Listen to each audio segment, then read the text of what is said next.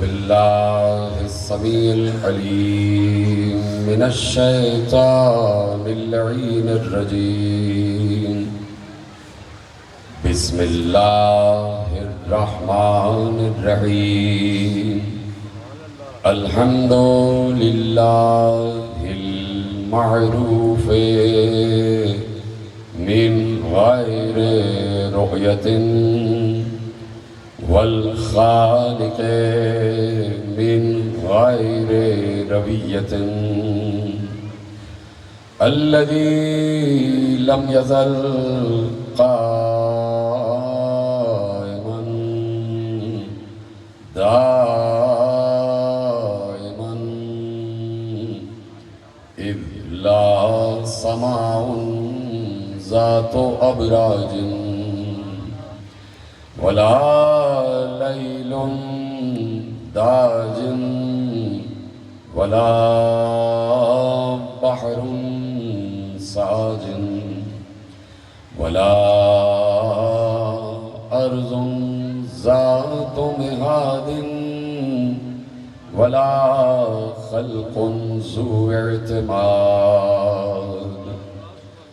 والصلاة والسلام والتحية والإكرام على نبي الرحمة وخازن المغفرة وقائد الخير والبركة ومنقذ العباد من الهلكة سيدنا ومولانا أبي القاسم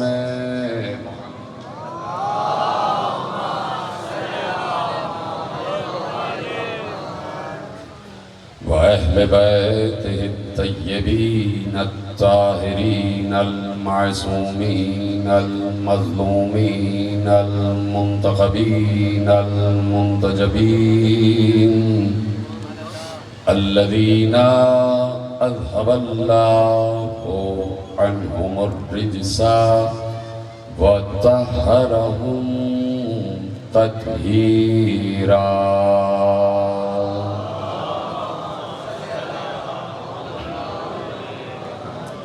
أما بعد فقد قال الله سبحانه وتعالى في محكم كتابه المجيد وفرقانه الحميد وقوله الحق. بسم الله الرحمن الرحيم. الذين آمنوا وتطمئن قلوبهم بذكر الله ألا بذكر الله تطمئن القلوب. صلوات پڑھے محمد و آلہ.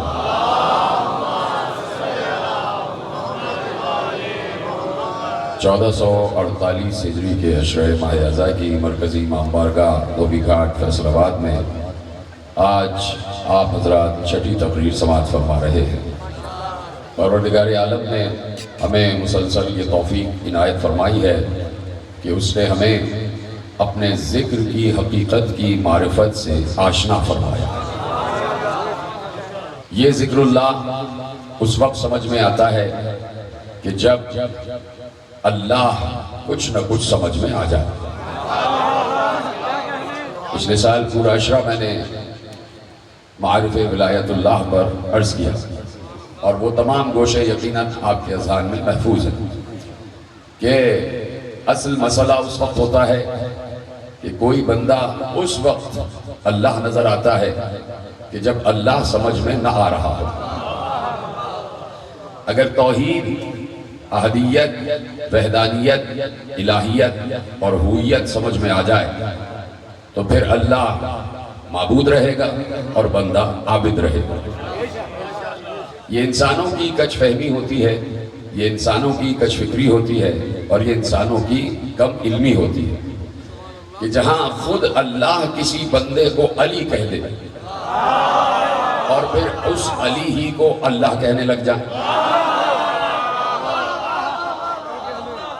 تو ایک دفعہ تو یہ ہے کہ اللہ علی ہوتے ہوئے کسی بندے کا نام علی رکھے، یعنی علی کا مطلب وہی ہے جو مسلسل میں عرض کرتا ہوں کہ اس سے اوپر کوئی شے نہیں ہے اور اللہ سے اوپر کوئی شے نہیں ہے، اللہ سب سے بلند ہے۔ یہ ہمارا عقیدہ ہے، یہ ہمارا نظریہ ہے، یہ ہمیں اپنے ائمہ معصومین سے فکر ملی ہے کہ اللہ ہے، تھا، رہے گا، اس جیسا کوئی نہیں، لیسا کمثلہ شیء، اس کی مثل کوئی نہیں، وہ اپنی ذات میں لا شریک ہے، وہ اپنے صفات میں لا محدود ہے، وہ اپنے محیط میں لا محیط ہے، وہ اپنے اسم میں اتنا وسیع ہے کہ کوئی اس کا اسم بھی نہیں سمجھ سکتا، وہ وقت کا محتاج نہیں ہے، وہ مکان کا محتاج نہیں ہے، یہاں تک کہ وہ کسی سے گفتگو کرنے کے لیے الفاظ کا بھی محتاج نہیں ہے۔ اب جب یہ بات آ جاتی ہے کہ الفاظ کا بھی محتاج نہیں ہے، تو پچھلے سال میں نے عرض کیا تھا اور آج آپ متصل ہو جائیں اسی وقت سے اور اسی گفتگو سے کہ اللہ لفظوں میں بات نہیں کرے گا، لفظوں میں بات نہیں کرے گا، اس لیے کہ وہ خود حادث نہیں ہے اور کوئی قدیم اپنے مطمع نظر کو کسی تک منتقل کرنے کے لیے کسی حادث کا سہارا نہیں لے گا۔ اپنا مطمع نظر کی بات کر رہا ہوں، اپنی وحی کی، اپنے فکر کی، اپنے علم کی بات کر رہا ہوں۔ تو اب اللہ کب سے متکلم ہے، اس پر بات کرنے کی ضرورت ہے۔ کب سے وہ کلام کر رہا ہے یا کب سے اس نے کلام کرنا شروع کیا؟ توجہ ہے کہ آپ یہ باتیں سمجھتے ہیں، اس لیے آپ سے ہی کر رہا ہوں۔ کب سے اس نے کلام کرنا شروع کیا، اور جب کلام کرنا شروع کیا تو سامنے کون تھا کہ جس سے کلام کیا؟ جب کلام کیا تو کیا الفاظ کی صورت میں کیا یا معانی کی صورت میں کیا؟ اگر کہہ دیا جائے کہ الفاظ کی صورت میں کیا تو اس کا مطلب ہے کہ لفظ پہلے ہو جائیں گے اور اول مخلوق مصطفیٰ لفظوں کے بعد ہوگا۔ مشکل بات تو نہیں؟ تمام حضرات جو بیٹھے ہیں، مشکل بات تو نہیں ہے؟ آپ حضرات سے پوچھ رہا ہوں، سب سے ماشاءاللہ سمجھ میں آ رہا ہے کہ اول مخلوق سے جو کلام ہوا وہ کیا الفاظ کے ذریعے ہوا یا الفاظ کے معنی کے ذریعے ہوا؟ تو یعنی پھر دہرا دوں کہ اگر الفاظ کے ذریعے ہوا ہے تو یقیناً لفظ جو الفاظ ہیں، جو حروف ہیں، جو لغت ہیں، وہ اس اول مخلوق سے پہلے ان کی تخلیق واجب ہو جائے گی کہ پہلے الفاظ، اللہ نے ان الفاظ کو خلق کیا کہ جن الفاظ کے ذریعے وہ ان سے بات کرنا چاہتا تھا۔ اب بات یہ ہے کہ ہو سکتا ہے، یہ بھی ایک گوشہ آ سکتا ہے کہ اول مخلوق کو خلق کیا اور اس کے بعد الفاظ خلق ہوئے، تو یہ کہیں بھی ہمیں نہیں ملتا کہ اول مخلوق کو خلق کیا اور پھر الفاظ خلق ہوئے اور پھر اس کے بعد اللہ نے اول مخلوق سے کلام کیا ہو۔ یہ اس لیے نہیں ملتا، اس کو میں اس لیے تسلیم نہیں کر رہا کہ میرے مولا علی کا قول ہے اور اللہ کے لیے ہے، اور وہ قول لفظ ہو سے شروع ہوتا ہے، اور مولا نے کہا وَهُوَ يَقُولُ، وہ بات تو کرتا ہے، لا بلفظ، لفظوں کے ذریعے نہیں۔ سلامت رہے۔ وَيَقُولُ لَا بلفظ، وہ لفظوں کا سہارا نہیں لیتا، وہ بات کرتا ہے لیکن لفظوں کے ذریعے نہیں کرتا، لفظوں کے ذریعے نہیں کرتا۔ وہ بات کرتا ہے تو اس کا مطلب ہے معانی کے ذریعے کرتا ہے، یعنی سمجھانے کے لیے کہہ رہا ہوں، یعنی ذہن قدرت میں مفہوم ہوتا ہے اور وہ مفہوم کے لیے الفاظ استعمال نہیں کرتا، جس سے بھی بات کرے گا معانی کے ذریعے کرے گا۔ تو اب اس شخصیت، اس ہستی اور اس ذات اور اس اول مخلوق کی بلندی کے متعلق سوچو کہ جو اللہ کے مفہوم کو بغیر لفظوں کے ویسے ہی سمجھ رہا ہے جیسے اللہ بتانا چاہتا ہے۔ شاید میں بات پہنچا سکا۔ جو مفہوم ہے قدرت کو ویسے ہی سمجھ رہا ہے کہ جیسے اللہ سمجھانا چاہتا ہے، جیسے اللہ سمجھانا چاہتا ہے۔ اب دیکھیے وہ اولین منزل ہے میرے ساتھ سارے، وہ اولین منزل ہے کہ جہاں صرف خدا ہے. یہ خبر بھی ہمیں مصطفیٰ نے دی کہ میں اول مخلوق ہوں, مجھ سے پہلے صرف خدا تھا اور کچھ نہیں ہوگا, خدا ہوگا. یعنی یہ جو کائنات ہے, یہ جو سلسلہ تخلیق ہے, یہ لپیٹ دیا جائے گا اور یہ جیسا تھا سب ویسے ہو جائے گا, سوائے اس کے کہ جو اللہ کا چہرہ ہے. یہ قرآن کہہ رہا ہے کہ ہر چیز لپیٹ دی جائے گی, ہر شے لپیٹ دی جائے گی, ہر شے عدم میں چلی جائے گی, ہر شے کی قسمت میں ہلاکت اور فنا ہے, لیکن وہ کہ جو اللہ کا چہرہ ہے, سوائے وجہ اللہ کے ہر شے ہلاک ہو جائے گی, ہر شے ہلاک ہو جائے گی. تو اب یہ اللہ کہہ چکا, یعنی کائنات کا نظام ویسے ہی واپس اپنے مقام پر چلا جائے گا کہ جیسے تھا, یعنی عدم میں, یعنی جیسے تھا ہی نہیں. سمجھیں گا اس بات کو, جیسے تھا ہی نہیں. اور اب جب اول مخلوق ہے تو اس نے بتایا کہ ایک وقت تھا کہ جب صرف وہ تھا, جب صرف وہ تھا, اور جب اس نے اول مخلوق کو خلق کیا. اب مجھے نہیں بتا کہ پچھلے سال کا عشرہ کس کس کے ذہن میں ہے. میں نے ایک بات عرض کی تھی کہ معصوم نے کہا کہ اس کی ذات علم ہے, العلم ذاتہ ولا معلوم, العلم قدرتہ والقدرتہ ذاتہ ولا مقدور. میں نے پورا ایک خطبہ مولا کا آپ کے حوالے کیا تھا کہ اس کی ذات علم ہے لیکن کوئی معلوم نہ تھا. علم سے ہی معلوم ہوتا ہے. معلوم, ہمیں ایک چیز معلوم ہے تو اس کا کیا مطلب ہے, ہمیں علم ہو گیا, یعنی وہ چیز ہے تو ہمیں معلوم ہوگی. وہ چیز نہیں تھی, ہمارا علم تو تھا لیکن وہ شے معلوم نہیں تھی. بھائی ہمارا علم تو تھا لیکن شے جب تک ظاہر نہ ہو تو ہمارا علم اس پر لاگو نہیں ہوتا.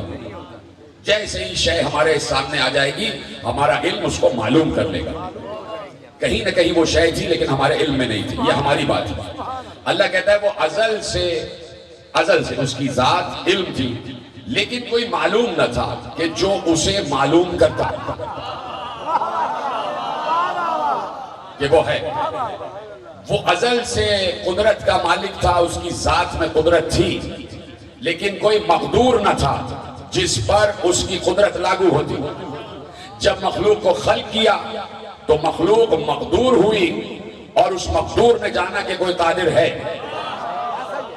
یہ پوری بات میں پچھلے سال کر چکا, دہراؤں گا نہیں. اب وہ مرحلہ کہ جس میں اللہ کے صرف صفات ہیں, ان صفات کے نام نہیں ہیں. مجھے یقین ہے کہ آپ سمجھ رہے ہیں, نہیں سمجھ رہے تو ہاتھ اٹھا کے بتا دیجیے گا کہ نہیں سمجھ میں آ رہی بات. سمجھ میں آ رہی ہے, مجھے بالکل اندازہ ہے. ایک وقت وہ تھا کہ اللہ کے پاس صفات تو ہیں اور ہمیشہ سے ہیں, اور وہ صفات اس کی ذات کا حصہ ہیں. اگر ان صفات کا نام بھی ہوتا, جب کچھ نہیں تھا اللہ تھا, اور ان صفات کا نام بھی ہوتا تو نام اللہ کی ذات سے الگ ہے, کیونکہ نام کے لیے آپ کو زبان چاہیے, نام کے لیے کوئی لغت چاہیے, کوئی زبان چاہیے, کچھ الفاظ چاہیے, کچھ حروف چاہیے. اگر ان کا نام ہوتا اور نام بھی جب سے ہوتے کہ جب سے اللہ ہے, تو اس کا مطلب ہے کہ نام ایک الگ خدا ہوتا اور جو حقیقی خدا ہے وہ الگ خدا ہوتا. تو یہ دوئی پیدا ہو جاتی. یعنی ازل سے انسان پھر یہ کہتا کہ دو خدا ہیں, ایک نام والا اور ایک اصل صفات والا. اس لیے صفات تو اس کی ذات کا حصہ تھے, ان کا نام نہیں تھا. لیکن جب زبانیں خلق ہوئی تو ان صفات کا نام دیا گیا, ان صفات کو نام دیا گیا. اب یہ لفظ ذہن میں رکھیے گا, ان صفات کو نام دیا گیا. اب یہ صفات تو بعد میں ہیں, پہلے تو اللہ کی خود اپنی ذات ہے, اس ذات کا بھی کوئی نام نہیں تھا. اس ذات کا بھی کوئی نام نہیں تھا. کیوں نہیں تھا؟ اس لیے کہ جب وہ اکیلا ہے, کوئی پکارنے والا ہی نہیں ہے, تو نام کی ضرورت کیا ہے؟ یہ آسان بات میں نے کہی ہے. کوئی پکارنے والا ہی نہ ہو, ایک شخص کہیں کسی شہر میں یا کسی جنگل میں رہ رہا ہے اکیلا, کوئی دور دور نہیں ہے, اکیلا بچپن سے پرورش پا رہا ہے جنگل میں, کوئی نہیں ہے کہیں دوسرا, اس سے بات کرنے والا. جب اس کو کوئی پکارنے والا ہی نہیں ہے تو اس کو اپنے نام کی ضرورت کیا ہے؟ اس لیے کہ نام اس وقت رکھا جاتا ہے جب کوئی دوسرا اسے بلانے والا ہو. نہیں تو اپنے آپ سے مخاطب ہوگا تو ضروری نہیں ہے کہ کوئی نام رکھے. آپ بھی اپنے آپ سے مخاطب ہوتے ہیں. یہ کیا کیا تو نے؟ اپنا احتساب جب کرتے یہ کیا کیا تو نے؟ یہ آج تو نے کیا کیا؟ تو آپ اپنے آپ کو پکارنے کے لیے نام نہیں رکھتے. اور اگر کوئی جنگل میں پرورش پا کے جوان ہو گیا 40 سال اس نے اکیلے زندگی گزاری اس کو نام کی ضرورت ہی نہیں.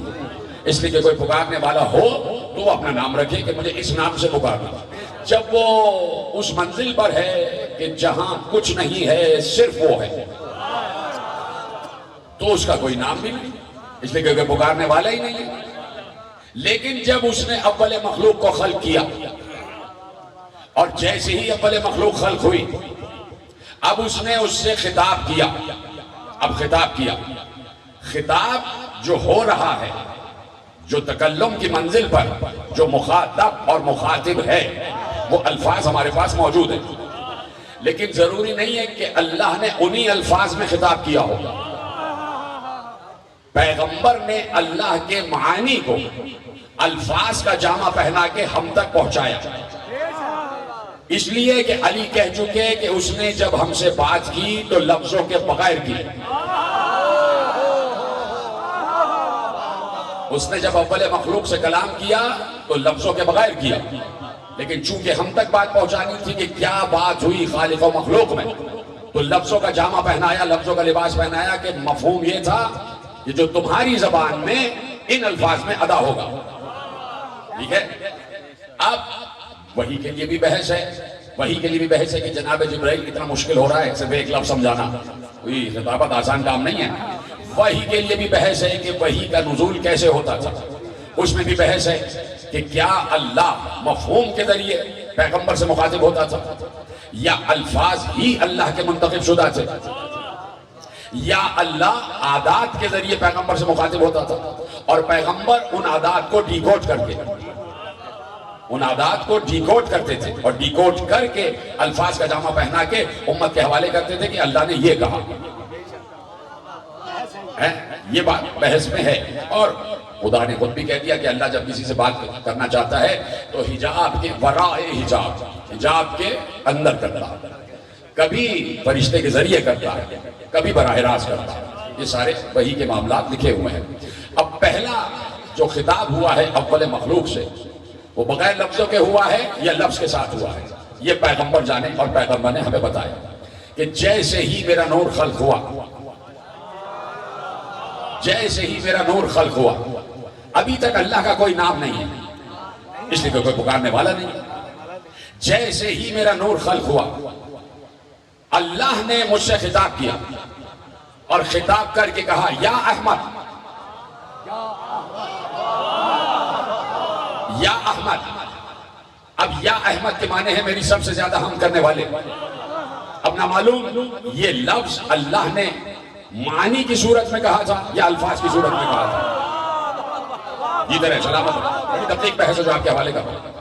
جیسے ہی اول مخلوق خلق ہوئی تو اللہ نے کہا یا احمد اور ابھی تک اس کا کوئی نام نہیں ہے اس لیے کوئی پکارنے والا نہیں ہے. اب مخلوق خلق ہوئی ہے. اب پہلی مخلوق خلق ہوئی ہے اور جیسی پہلی مخلوق خلق ہوئی اللہ نے کہا یا احمد لولاک لما خلقت الافلاک یا احمد. فوراً اس اول مخلوق نے سجدے میں سر رکھ کے کہا یا اللہ.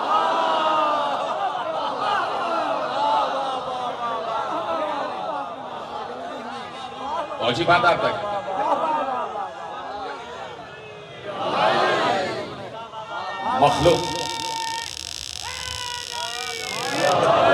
مخلوق کو خالق نے یا احمد کا نام دیا.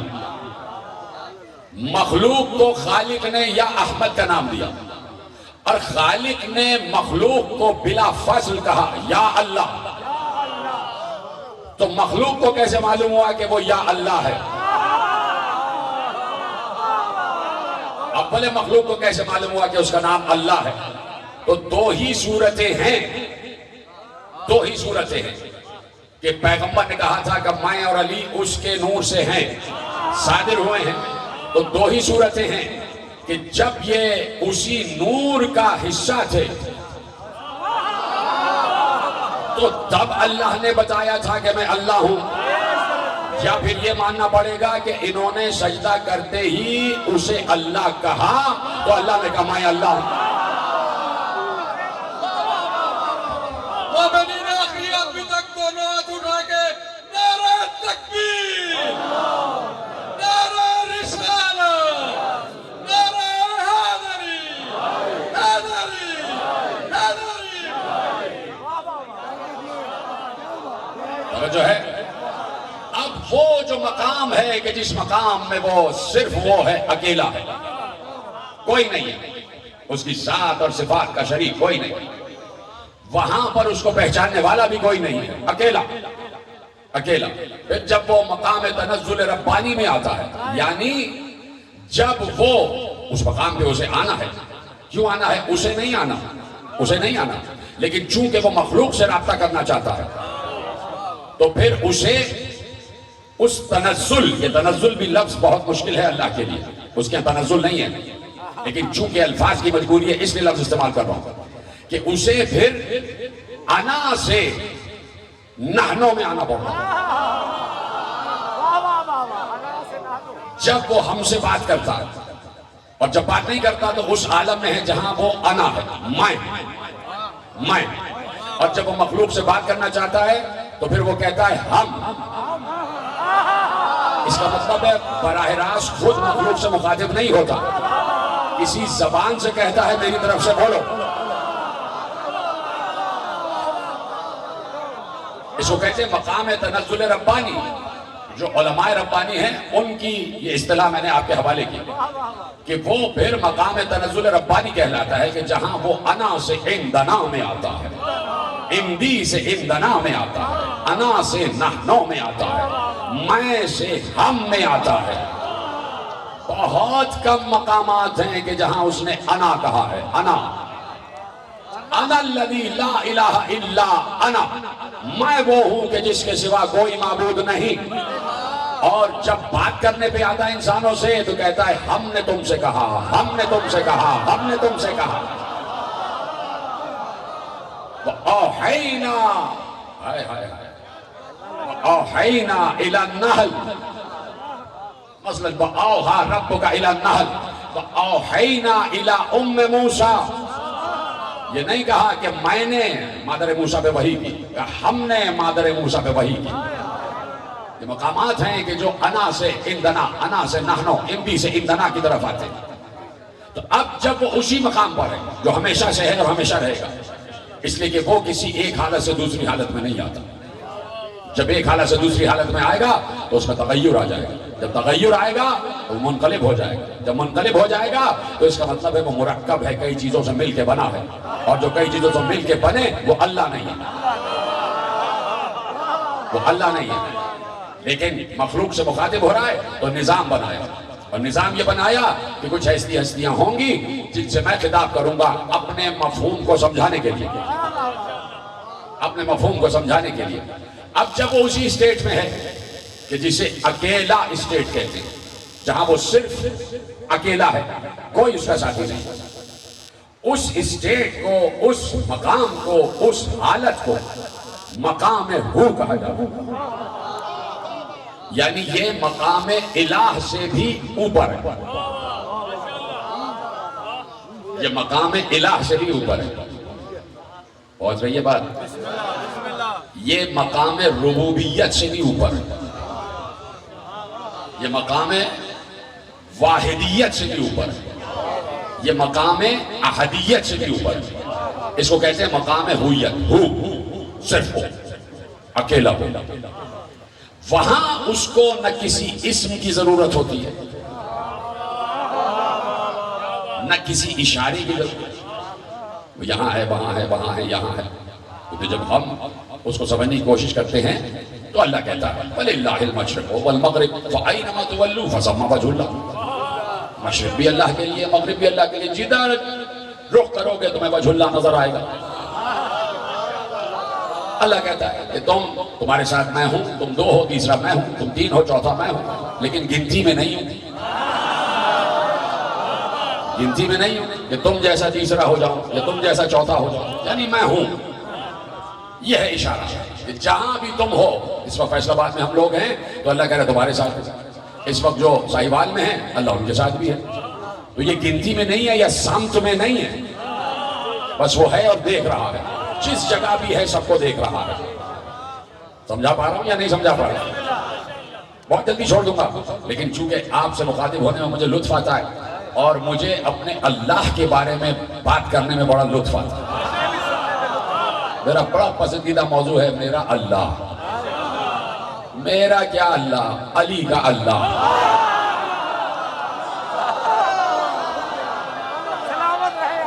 معصومین کا اللہ۔ سلامت رہے آپ۔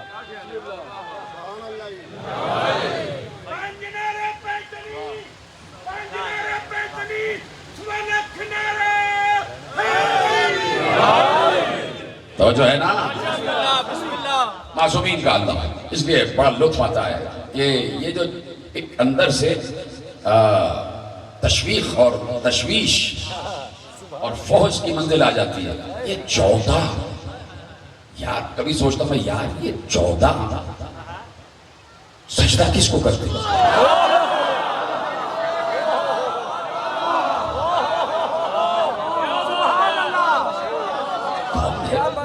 کون ہے وہ؟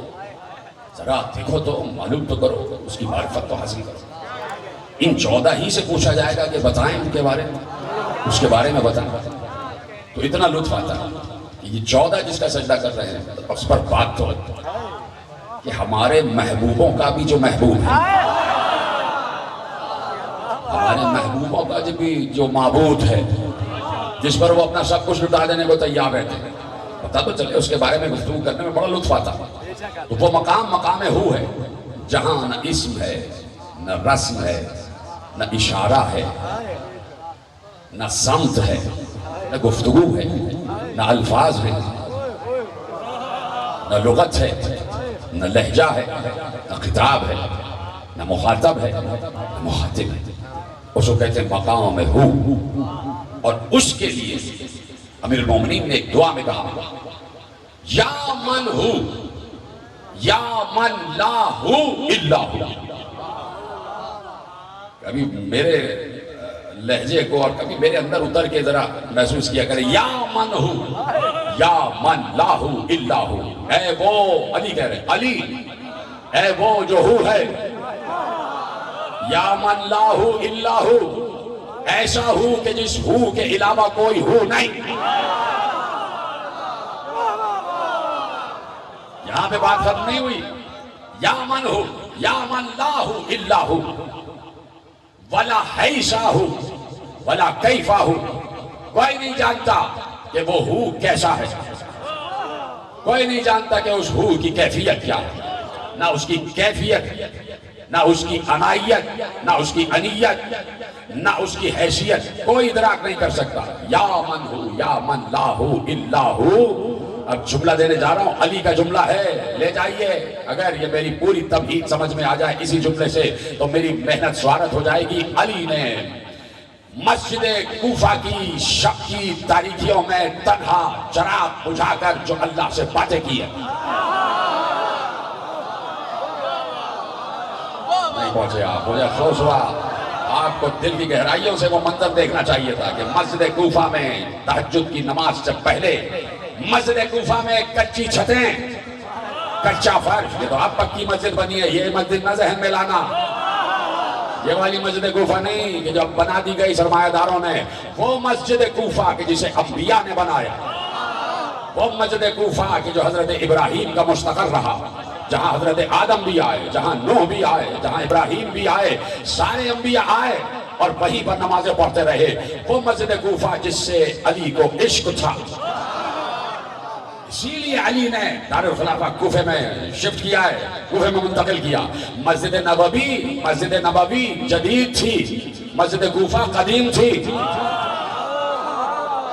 مسجد نبوی تو بنی تھی جب پیغمبر ہجرت کر کے مدینے آ گئے، مسجد کوفہ تو ابراہیم سے بھی پہلے کی ہے.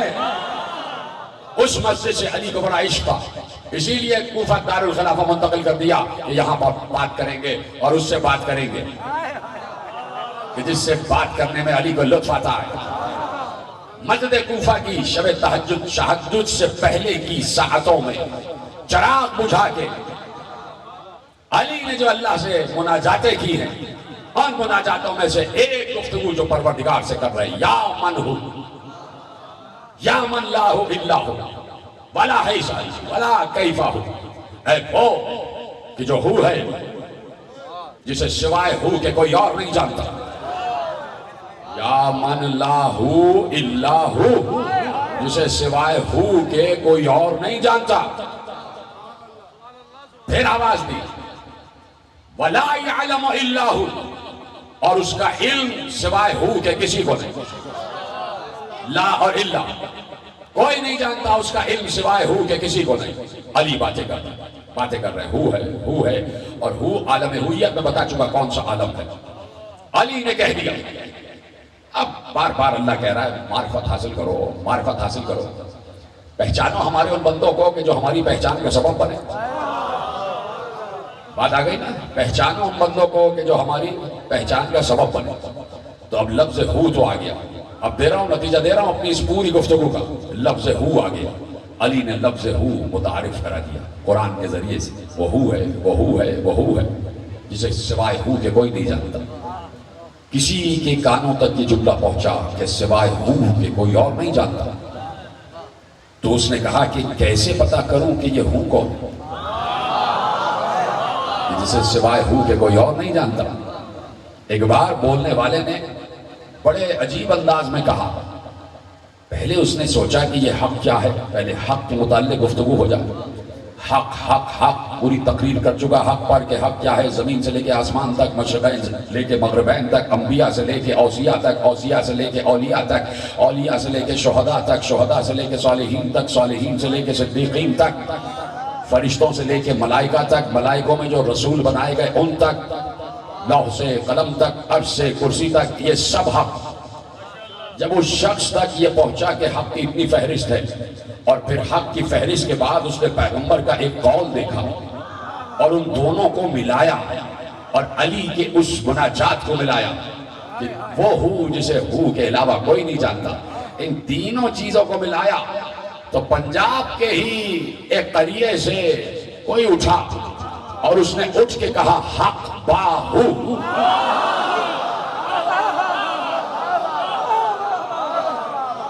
پہنچی بات, حق با ہو, حق با ہو.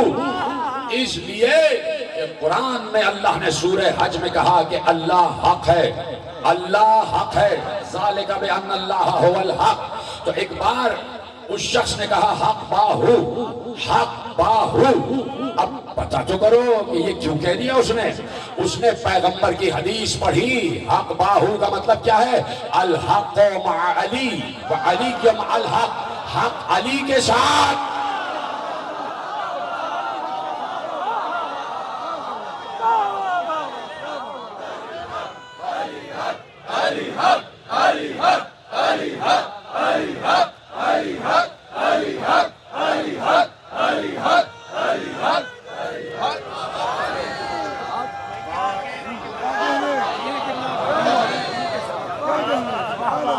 مجھے نہیں پتا کہ آپ میرا دل رکھنے کے لیے داد دے رہے ہیں یا واقعاً آپ کو سمجھ میں آیا. سلامت رہیں. اشتیاق میں سجدوں کا اہتمام, جنت کے اشتیاق میں سجدوں کا اہتمام. میں کیوں نہ ایسے شوق کو سوداگری کہوں, اور لے کر جو خم سے اجر رسالت نہ دے سکے, غاصب کہوں نہ تو کیا اسے متقی کہوں. بس ایک ہی آرزو ہے کہ میدان حشر میں حیدر کے روبرو میں خدا کو علی کہوں. سلیمان علی حق نعرہ علی. سبحان اللہ. توجہ فرمائیے, حق با ہو, حق ہو کے ساتھ ہے. اب بات سمجھ میں آئی شاید آپ کو. اس وقت آپ نے مجھے دل رکھنے کے لیے داد دی تھی. حق ہو کے ساتھ ہے. با کا مطلب ہوتا ہے ساتھ ہونا. ہا با ہو. اب لوگ سمجھے نہیں باہو باہو باہو باہو. ہا با ہو. اگر آپ ٹھہر کر پڑھیں گے تو یہی ہوگا. ہا با ہو. ہا ساتھ ہے ہو کے. جب آپ کی اور مشکل حل کر دیتا ہوں. جب اللہ نے کہا انا الذی عندی مفاتیح الغیب، میں وہ ہوں کہ جس کے پاس غیب کی چابیاں ہیں. سورہ انعام میں کہا انا الذی عندی مفاتیح الغیب، میں وہ ہوں جس کے پاس غیب کی چابیاں ہیں. اب اگر میں ذرا سا لفظ کا ترجمہ الگ کر دوں، انا الذی عندی مفاتیح الغیب، انا الذی عندی مفاتیح الغیب، انا میں الذی وہ ہوں عندی جس کے پاس مفاتیح چابیاں الغیب غیب کی. اب میں ذرا سا اپنے الفاظ میں استعمال کروں. انا وہ ذات ہے کہ جس کے پاس غیب کی چابیاں. انا وہ ذات ہے جس کے پاس غیب کی چابیاں. ذرا سا میں نے تصرف کیا. میں نے کیوں تصرف کیا؟ اس لیے کہ مجھے حق ملا. کس نے حق دیا؟ کہ جب منبر سلونی پر علی بیٹھے تو بیٹھ کر کہا انا الذی عندی مفاتیح الغیب، میں وہ ہوں جس کے پاس غیب کی چابیاں.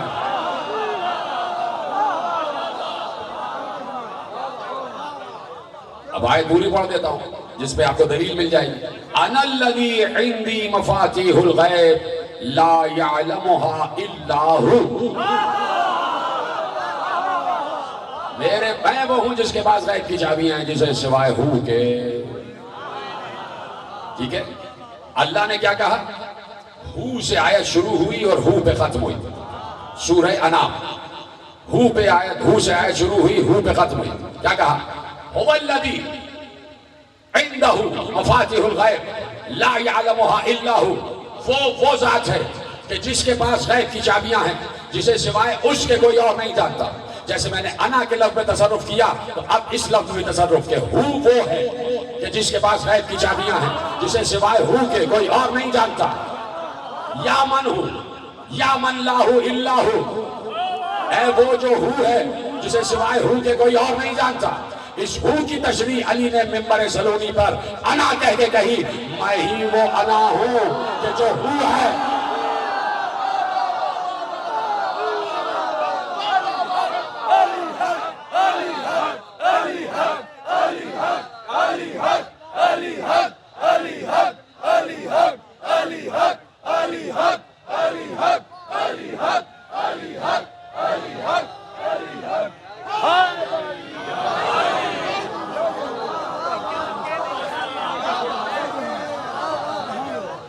یعنی جہاں بھی وہ مقام تعارف میں آ جائے، جہاں بھی وہ مقام تعارف پہ آ جائے ہم پر کھل گیا. اس بات کو نوٹ کریں. جہاں بھی وہ مقام تعارف پہ آ جائے اس کا مطلب ہے ہم پر کھل گیا. اور جو ہم پر کھل جائے وہ اللہ نہیں ہے.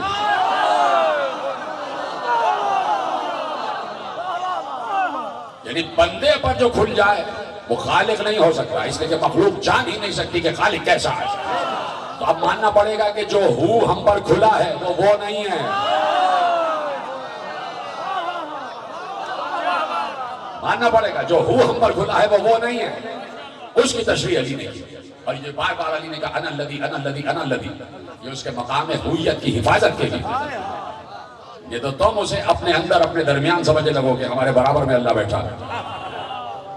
سمجھو اس کو. اور اگر نہیں سمجھ میں آ رہا، پورا اشرا پچھلے سال کا جن کی سمجھ میں نہیں آیا، آپ تو تھے جو لائیو سن رہے ہوتے، تو وہ پورا میرا اشرا پچھلے سال کا سنیں اور اس کو اس سے ملاتے جائیں.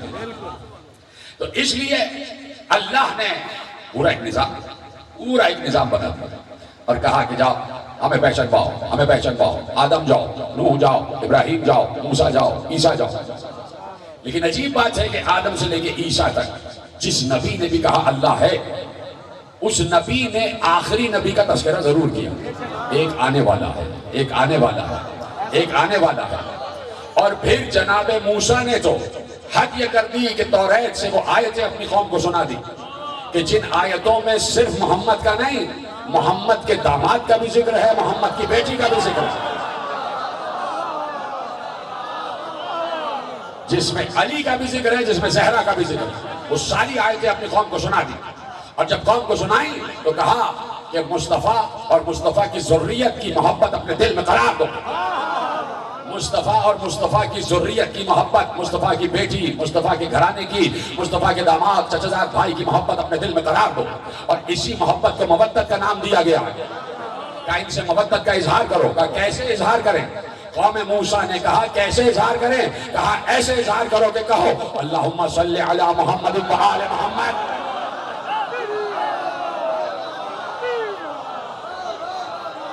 ایسے اظہار کرو،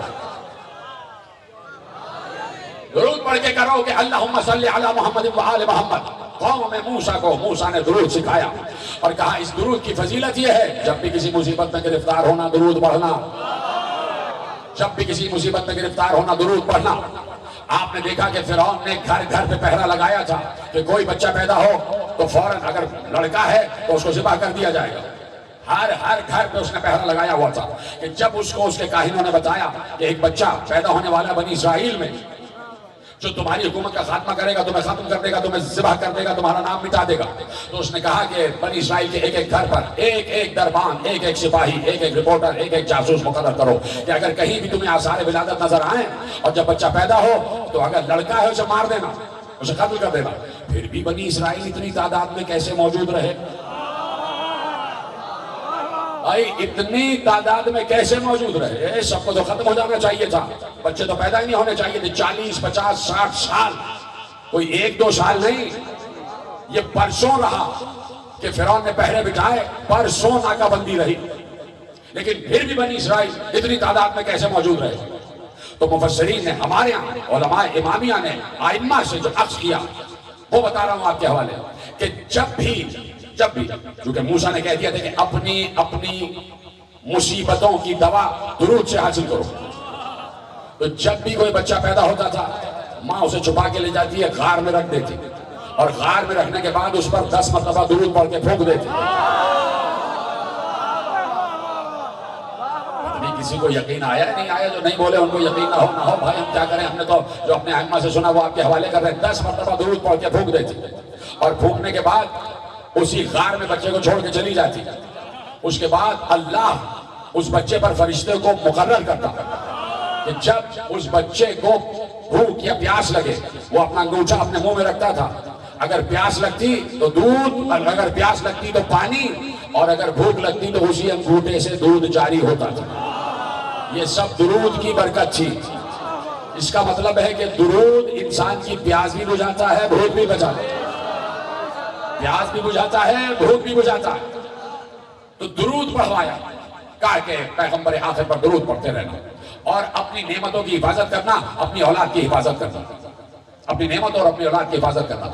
بعض مقامات پر تو اتنا ذکر کیا پیغمبر کی بیٹی کا. موسیٰ نے اتنی محبت سے ذکر کیا رسول کی بیٹی کا. بھائی جن کو یقین نہیں آتا وہ قرآن میں پڑھیں کہ اللہ نے انجیل کا حوالہ دیا ہے کہ ہم نے انجیل میں کہہ دیا تھا کہ عیسیٰ نے اپنی قوم کو بتایا تھا کہ ایک نبی آنے والا ہے جس کا نام احمد ہوگا. تو ہر نبی نے ذکر کیا ہے نا آخری نبی کا. تو بعض مقامات پر کسی نشستوں میں جناب موسیٰ نے بنت رسول کا ایسی محبت سے ذکر کیا، ایسی محبت سے ذکر کیا، اتنے احترام سے ذکر کیا، اتنے ادب سے ذکر کیا کہ وہ شفاعت کی حقدار ہوں گی. آخرت میں شفاعت کا اختیار ان کے ہاتھ میں ہوگا، اس میں شفاعت ان کے ہاتھ میں ہوگا، پیغمبر ان کا اتنا احترام کرتے ہوں گے. یہ ساری باتیں کی. تو ایک بہت بڑا زمیندار جو یہودی ہی تھا قوم بنی اسرائیل سے، اس نے جب بیوی کا تذکرہ سنا، اس کی بڑی زمینیں تھیں، میلوں پھیلی ہوئی زمینیں، اس میں کھجور کے باغات لگے ہوئے تھے، اس میں گھاس بھی لگی ہوئی تھی. تو وہ گھاس بھی بڑی کارگر تھی، وہ گھاس بھی بڑی کام کی تھی. میلوں جن میں ہزاروں کھجور کے درخت لگے ہوئے تھے. جیسے ہی اس نے جناب موسیٰ کا وہ خطبہ سنا کہ جس میں شہزادی کی عظمت بیان کی گئی تھی، اس کے دل میں بیوی سے محبت اتنی بڑھی کہ اس نے کہا یا نبی اللہ یقیناً میں ان کی شفاعت کا طلبگار ہوں اور میں ان کی مودت کا بھی یعنی یقیناً فریضہ ادا کر رہا ہوں. تو ان کی مودت جو میرے دل میں جاگ رہی ہے تو میرا دل کہہ رہا ہے کہ میں ان کی خدمت میں کچھ ہدیہ پیش کروں، کچھ نذرانہ پیش کروں. موسیٰ نے کہا کیا پیش کرنا چاہتے ہو؟ کہا یہ پورے میرے باغات میں بنت رسول کے نام کرنا چاہتا ہوں. کہا کر دو نام. کہ تمہاری زمینوں کا نام کیا ہے؟ کہا فدق۔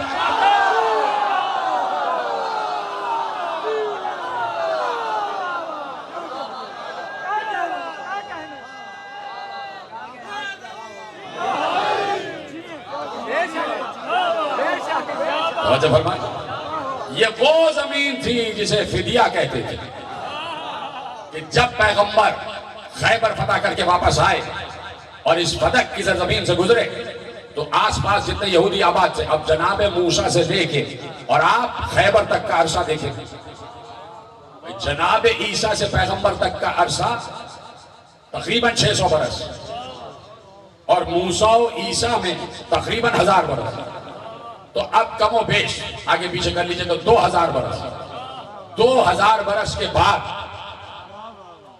حقدار تک حق پہنچ رہا تھا۔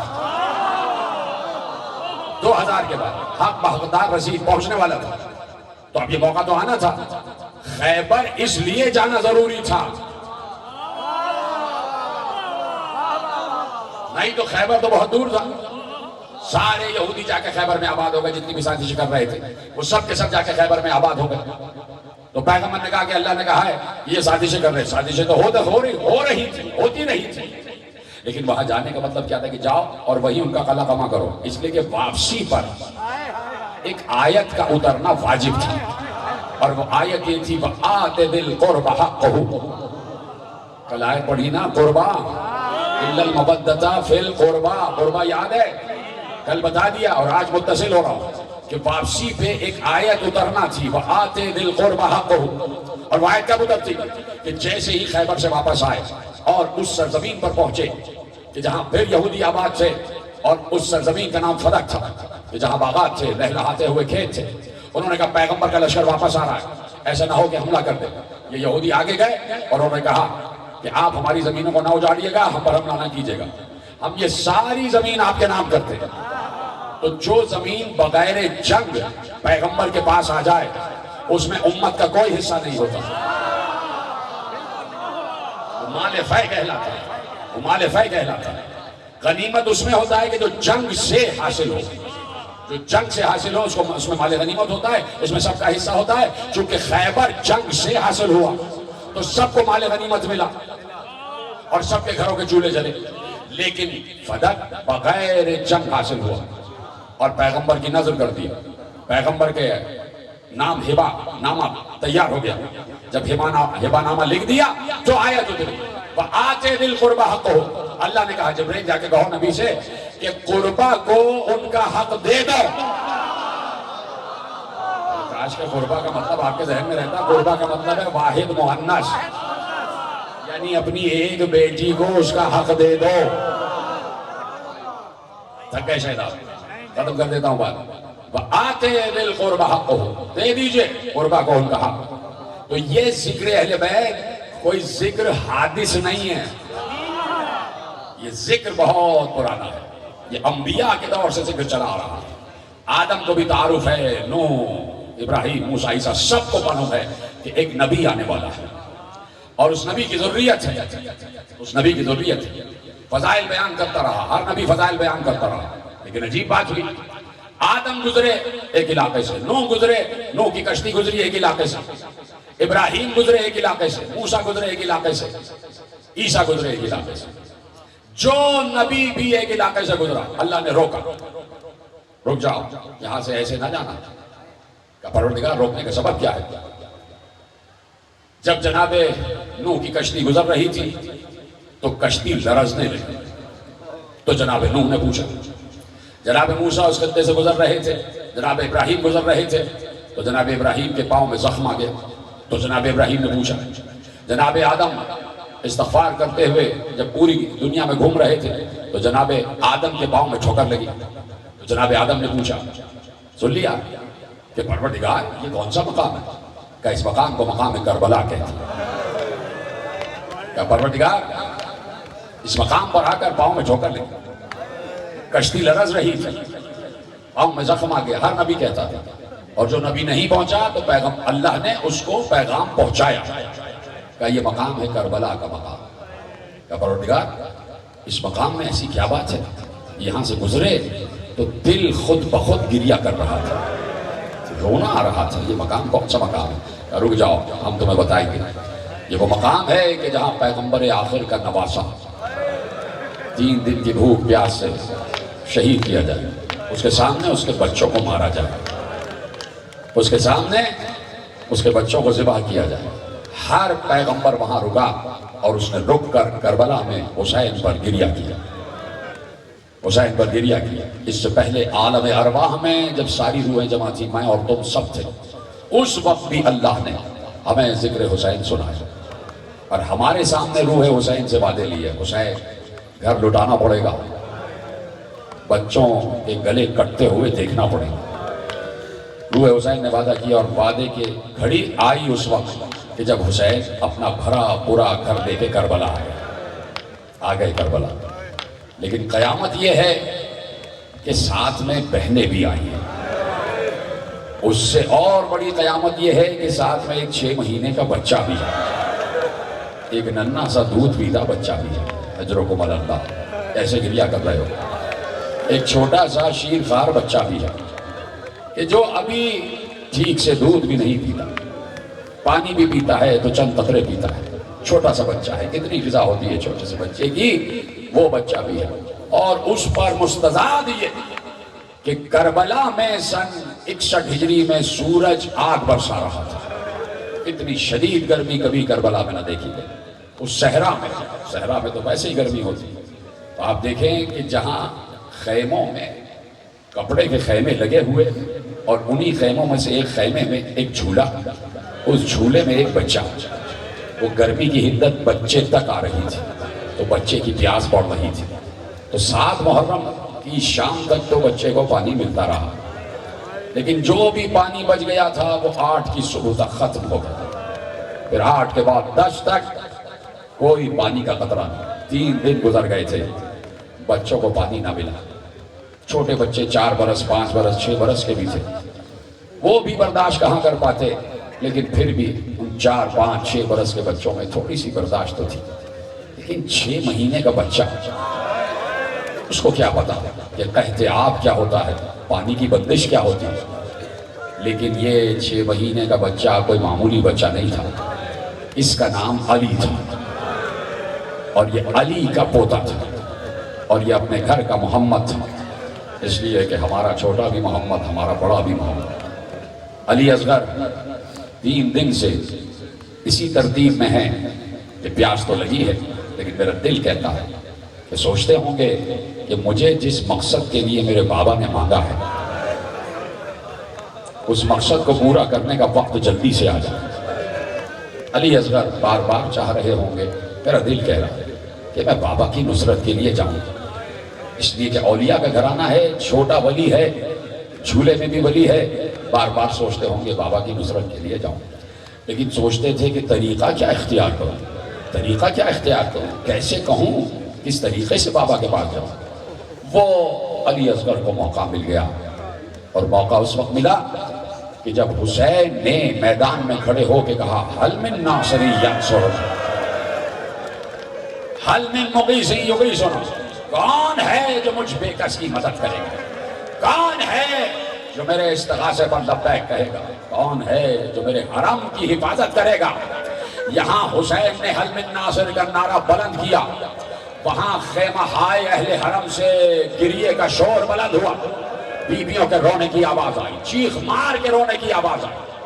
اس لیے کہ جب بھی حسین کوئی لاشا لاتے تھے تو جب لاشا لا کے اہل حرم کے خیموں میں رکھتے تھے تب بیویاں گریا کرتی تھی.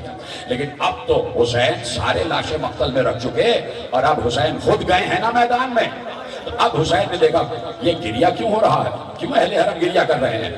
حسین واپس مڑے خیمہ گاہ کی طرف پہنچے، خیمے کے اندر گئے تو دیکھا زینب بھی گریا کر رہی ہیں، تمام بیویاں گریا کر رہی ہیں. حسین نے روتے ہوئے کہا زینب کیوں گریا کر رہی ہو بہن، کیا مجھ پر گریا کر رہی ہو، میں تو ابھی زندہ ہوں، میں تو ابھی حیات ہوں. کہا بھیا بات یہ ہے، علی اصغر تو چاہ رہے تھے نا کوئی موقع ملے. تو زینب نے کہا بات یہ ہے کہ جب تم نے حل من ناصرین کہا نہ معلوم کیا ہوا اصغر نے اپنے کو جھولے سے نیچے گرا لیا. اجرکم اللہ، اجرکم اللہ. بہت بڑی شہادت ہے، بہت بڑی شہادت ہے جو پڑھنے جا رہا ہے. آخری آدمی تک ماتم کرتے رہنا. تمہیں تمہارے حق کا واسطہ، تمہیں تمہاری مودت کا واسطہ کہ گریہ رکنے نہ دو. ایک بار کہا کہ جیسے ہی تم نے کہا حل من ناصر ینصرنا، علی اصغر نے اپنے کو جھولے سے گرا لیا. اب سنو گے مقتل میں نے جملہ پڑھا کہ زینب نے اس سے بھی آگے کی بات کی کہ بھیا صرف یہ نہیں کہ بچے نے جھولے سے گرا لیا، اس لیے کہ ہو سکتا ہے کوئی کہتا بچہ پیاس سے مچل رہا تھا تو جھولا ہلا تو بچہ گر گیا. نہیں، زینب نے کہا نہ صرف یہ کہ علی اصغر زمین پر گرے بلکہ گھٹنیوں کے بل چلتے ہوئے خیمے کے دروازے پر جا رہے. بچہ گھٹنیوں کے بل چلتا ہوا میدان کی طرف جا رہا تھا. حسین نے رو کر کہا ہم سمجھ گئے اصغر کا مقصد کیا ہے. اہل حرم کو دلاسا دینے کے لیے کہا ہاں اصغر کو پیاس لگی ہے، ابھی جا رہے تھے. لیکن حسین کو معلوم ہے نا کہ اصغر نصرت کرنے جا رہا ہے. اصغر حسین کی نصرت کا طالب ہے، حسین کی نصرت کا متمنی ہے. لاؤ اصغر کو میری گود میں دے دو، شاید بچے کو پانی مل جائے، شاید میرے بچے کو پانی مل جائے. ساقی کوثر کا نواسا، اے ساقی کوثر کے نواسے، تیری بے کسی کے قربان، تیری بے کسی کے قربان. تو دنیا کو پانی پلانے والا آج اپنے بچے کو ہاتھوں میں اٹھا کے کہہ رہا ہے پانی پلا دو، پانی پلا دو. اس سے بڑی کیا مصیبت ہوگی کہ دنیا کے لیے پانی کا انتظام کرنے والا کہہ رہا ہے میرے بچے کو پانی پلا دو. اصغر کو دو، ہم لے کے جائیں گے، شاید کسی کو رحم آ جائے. اصغر کو گود میں لیا، جانے لگے. بی بی ام رباب نے روک لیا، والی کچھ دیر رک جائیے، کچھ دیر رکیے. ماں نے کہا تو حسین رک گئے. جلدی سے دوڑتی ہوئی ام رباب اپنے خیمے میں گئیں، صندوق کھولا، اس میں سے ایک اجلا کرتا، سفید رنگ کا چھوٹا سا کرتا نکالا. اس کرتے کو یاد رکھنا، یہ کرتا یاد رکھنا. آج بھی اگر کسی ماں کی اولاد نہیں ہو رہی وہ جھولے پہ منت مانے، میں بی بی ام رباب کی خدمت میں ان کے بچے کے لیے کرتا پیش کروں. آج بھی جو کربلا میں مقام علی اصغر ہے وہاں جو جھولا رکھتے ہیں نا اس پہ کرتا لٹکا ہوتا ہے، لیکن اس کی کیفیت یہ ہوتی ہے کہ سفید کرتے پر خون کے چھینٹے لگے ہوتے ہیں، خون کے چھینٹے لگے ہوتے ہیں. ماں نے اجلا سا کرتا بچے کو پہنایا اور یہ کہہ کے پہنایا، یہ کہہ کے پہنایا والی میرا بچہ بڑا نازک اندام ہے، بڑا پھول جیسا نازک بدن میرا بچہ ہے. کربلا کی ریت ہے، باہر صحرا ہے، میدان ہے اور سورج آگ برسا رہا ہے. کہیں میرے بچے کی جلد جھلس نہ جائے، کہیں میرے بچے کی جلد جھلس نہ جائے، اس لیے علی اصغر پر سفید کپڑا ڈال دیا، سفید کپڑا ڈال دیا. حسین لے کے چلے، لے کے جا رہے تھے تو ایک بار رباب پر نگاہ کی اور رباب کو دیکھنے کے بعد چل دیا. میرا دل کہتا ہے کہ یہ جو رباب کو دیکھا تو گویا خاموشی کی زبان میں کہہ دیا کہ رباب یہ بچے کے جسم پر کپڑا نہیں ڈالا، یہ تم نے علی اصغر کو کفن پہنا دیا، یہ تم نے اصغر کو کفن پہنا دیا. روتے ہوئے حسین چلے، میدان میں آ گئے. اشقیہ دیکھ رہے تھے کہ ابھی خطبہ دے رہے تھے اور ابھی خیمے میں گئے تو کیوں گئے. اب جب حسین باہر آئے تو حسین کے ہاتھ میں علی اصغر، سفید کپڑا پڑا ہوا، نہیں نظر آ رہا تھا کہ حسین کے ہاتھ میں کوئی بچہ ہے. حسین ایسے لے کے آ رہے تھے، گود میں لے کے آ رہے تھے. دور سے اشقیہ ہنس ہنس کے کہہ رہے تھے کہ شاید قرآن لے کے آ رہے ہیں اور قرآن کا واسطہ دے کے ہم سے امان طلب کریں گے. شاید حسین کے ہاتھوں میں قرآن ہے. یعنی بچہ اتنا سا تھا کہ قرآن کے ہی قد کا تھا، قرآن کے قد کا تھا. حسین شاید قرآن لا رہے ہیں اور قرآن کا واسطہ دے کے ہم سے امان طلب کریں گے. ہنس رہے تھے لوگ، کہے لگا رہے تھے حسین کی اس بے کسی پر، ارے نبی کے نواسے کی بے کسی پر ہنسا جا رہا ہے. سامنے کیا مسلمان کیا انسان بھی نہیں تھے؟ سامنے کیا انسان بھی نہیں تھے؟ کون سے جانوروں کا یہ طریقہ تھا؟ حسین پر ہنس رہے تھے، اس حسین پر ہنس رہے تھے کہ جو 72 لاشیں اٹھا کے مقتل میں رکھ چکا ہے، اس پر ہنس رہے تھے. حسین آئے، حسین نے ہاتھوں میں علی اصغر کو بلند کیا، علی اصغر کو بلند کیا اور بلند کرنے کے بعد کپڑا علی اصغر کے چہرے سے ہٹایا. کہا یہ میرا 6 مہینے کا بچہ ہے، اس کا سن 6 مہینے کا ہو گیا. پہلی مرتبہ علی اصغر کی معرفت پہنچائی جا رہی ہے، اور علی اصغر کا عرفان پہنچانے والا کوئی اور نہیں، خود اس کا بابا حسین بتا رہا ہے کہ میرا بیٹا کون ہے. علی اصغر کا ذکر ہو رہا ہے، تعارف ہو رہا ہے. پہلی مرتبہ حسین نے کہا یہ میرا بیٹا ہے، چھوٹا بچہ ہے علی اصغر. 3 دن سے اس نے بھی کچھ نہیں کیا. اس کی ماں وہ بھی پیاسی ہے. اگر ہو سکے بچہ تڑپ رہا ہے رونے والی شکل بناتے رہے. مصائب کا ادب یہی ہے کہ بچہ تڑپ رہا ہے، اگر ہو سکے تو چند قطرے پانی کے پلا دو، چند قطرے پانی کے پلا دو. کسی کو ترس نہ ہو، یہ ہے رونے کا مقام. کسی کو ترس نہ ہو. پھر حسین نے کہا بچہ ہے، چھوٹا سا بچہ ہے، دیکھو بچہ کتنا پانی پی لے گا. حسین نے کہا بچہ کتنا پانی پی لے گا، تمہارے دریا میں کوئی کمی نہیں آ جائے گی. چند قطرے بچے کے دہن میں ٹپکا دو، بچے کو قرار آ جائے گا. کسی کو ترس نہیں آئے. سب خاموش کھڑے رہے. کیا انسان نہیں تھے؟ اسی بات پر رونا ہے، اسی بات پر گریا ہے. اب حسین نے کہا اچھا اگر تم یہ سمجھتے ہو کہ اصغر کے بہانے سے میں پانی پی لوں گا تو لو اصغر کو میں اس وقت چلتی ہوئی زمین پر لٹا دیتا ہوں. اصغر کو میں چلتی ہوئی ریت پر لٹا دیتا ہوں. آنا جوانو یہی طریقہ ہے ماتم کا. اصغر کو میں چلتی ہوئی ریت پر لٹا دیتا ہوں. اور حسین نے واقعی لٹا دیا.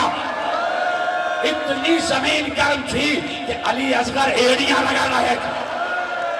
علی اصغر ننی ایڑیاں لگا رہے تھے. حسین نے فوراً بچے کو واپس اٹھایا، اس لیے کہ ماں کہہ چکی تھی کہ بچے کی جلد جھلس نہ جائے.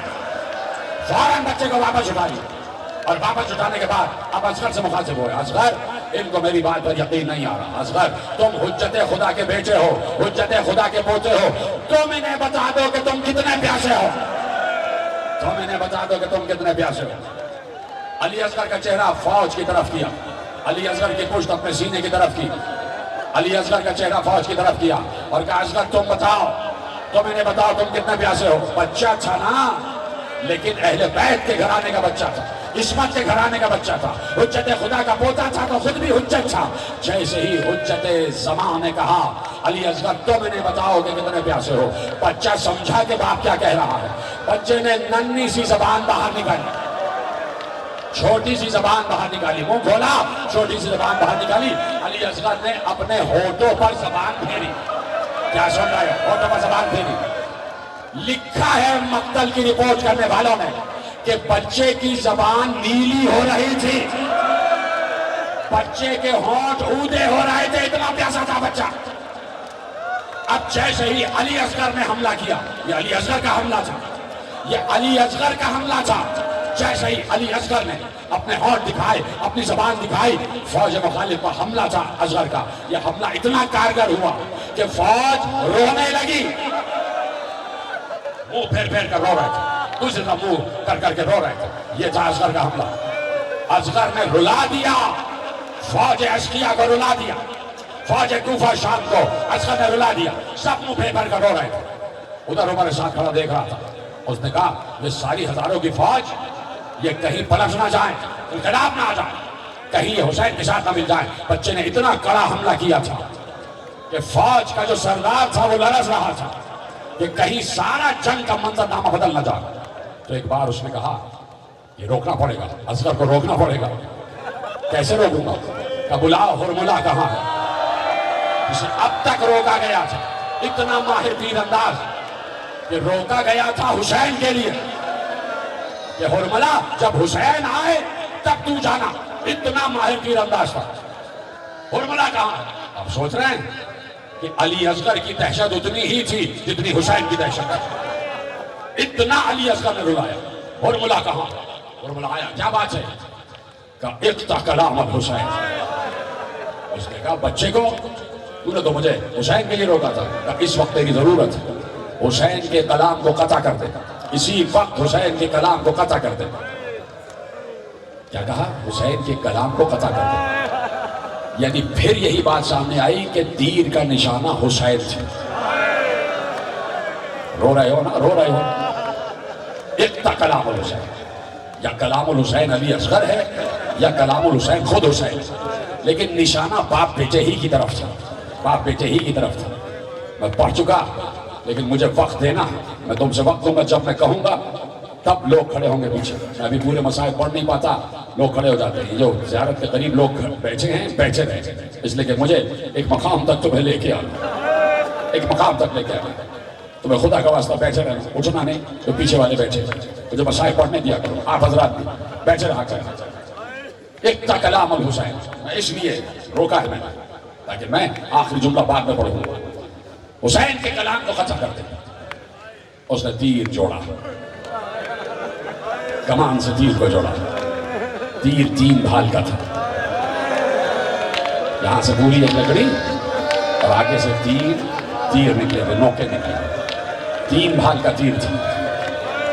جیو یہ بالکل مجمع کے بیچ میں ایک بچہ کھڑے ہو کے ماتم کر رہا ہے، اس نے اپنا کرتا اتار دیا ہے اور وہ ایسے ماتم کر رہا ہے، کیونکہ حسین کے چھوٹے بچے کا ذکر ہے، بچہ کھڑے ہو کے ماتم کر رہا ہے۔ اگر ہو سکے تو اس بچے کو فوکس کرو، کوئی کیمرہ مین ہے تو اس بچے کو دکھائے، ایسے ماتم ہوتا، اس طرح کربلا اثر کرتی ہے۔ خدا اس بچے کو سلامت رکھے، گریہ کرو، ماتم کرو۔ اقتا کلام الحسین، 3 بھال کا تیر تھا، 3 بھال کا تیر۔ اس نے تیر کو کمان سے جوڑا، جوڑنے کے بعد جب چلایا چاہتا تھا تو بے اختیار تیر زمین پر گر گیا، پھر اچھایا، پھر تیر زمین پر گرا، پھر اچھایا، پھر تیر زمین پر گرا۔ لفظ ہمارے ساتھ نے کہا کیا ہو گیا تجھے؟ تو بہت ماہر تیر انداز ہے، اب تک تیر کیوں نہیں مارا؟ کہا بار بار میرا زاویہ بدل جاتا۔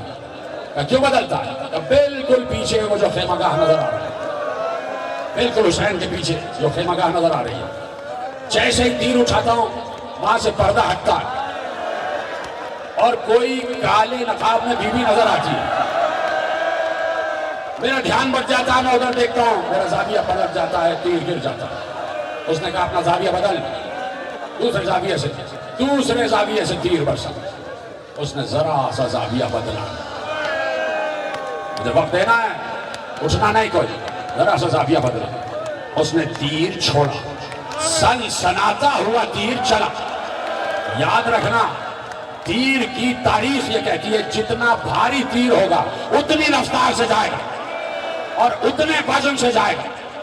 بھاری تھا 3 بھال کا تیر، تیر چلا، تیر کا نشانہ علی اصغر، علی اصغر کا چہرہ فوج مخالف پر، تیر چلا، 3 بھال کا تیر ایسے آگے لگا، اوپر کا بھال علی اصغر کے ماتھے سے، بیچ کا بھال علی اصغر کی آنکھوں کو چیرتا ہوا، نیچے کا بھال علی اصغر کے گلے سے پار ہوا، جو گلے سے پار ہوا تو حسین کے سینے میں پیوست ہو گیا۔